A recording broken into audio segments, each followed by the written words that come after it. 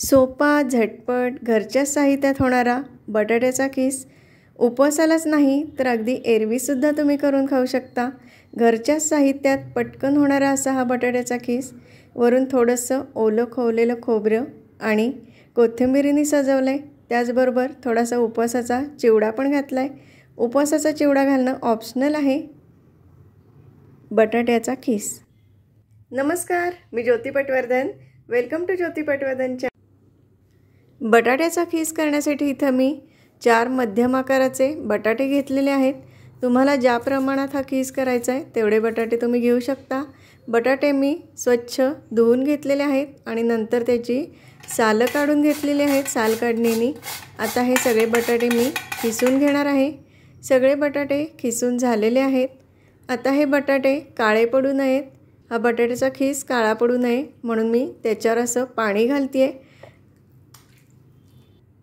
हा खीस पूर्ण पाण्यात बुडेल इतपत मी पाणी याच्यात घातलेलं आहे। अशा पद्धतीने आता एका पॅनमध्ये मी तेल तापत ठेवले आहे।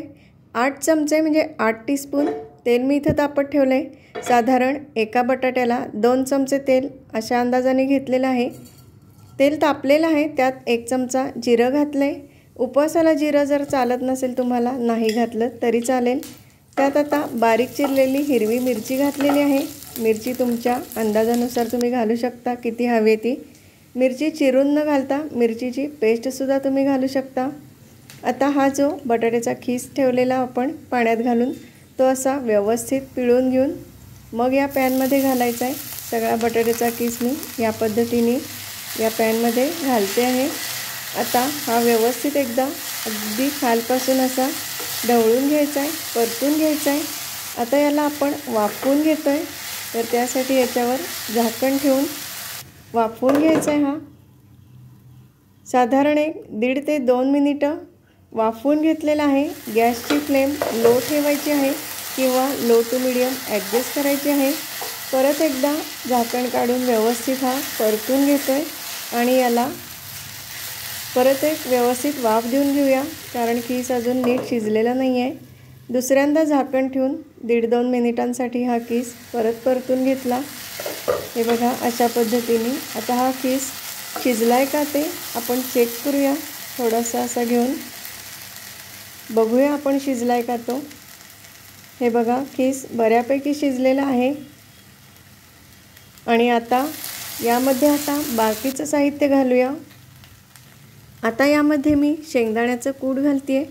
भाजलेल्या शेंगदाण्याचं कूट 4 चमचे म्हणजे 4 टीस्पून मी इथं घातलं सुरुवातीला। थोडंसं परतून बघितलं। कूट तुम्ही तुमच्या आवडीनुसार कमी जास्त करू शकता।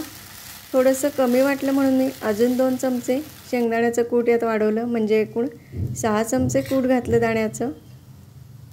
आता यामध्ये चवीनुसार साखर घालायची।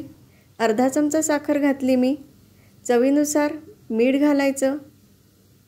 ओलं खोवलेलं खोबरं इथं घेतले मी, ते 2 चमचे 2 टीस्पून घालते। खोबऱ्याने चव खूप छान येते, तुम्ही तुमच्या आवडीनुसार प्रमाण कमी जास्त करू शकता खोबऱ्याचं। थोडंसं लिंबू पिळून घेते आणि थोडंसं लाल तिखट घालते। नुसती हिरवी मिरची घालून करू शकता किंवा नुसतं लाल तिखट घालून करू शकता किंवा मिरची आणि तिखट दोन्ही मिक्स असं पण करू शकता। वरून थोडीशी बारीक चिरलेली कोथिंबीर घातली आहे आणि 1 चमचा साजूक तूप घालते मी। हे सगळं व्यवस्थित परतून घ्यायचं आणि परत एखादा मिनिट अगदी वाफ काढून घेतली झाकण ठेवून। आता हा खीस तयार आहे। वरून थोडंसं ओलं खोबरं, कोथिंबीर आणि उपवासाचा चिवडा घालून सर्व केला बटाट्याचा खीस। आय होप की तुम्हाला हा व्हिडिओ आवडला असेल। धन्यवाद।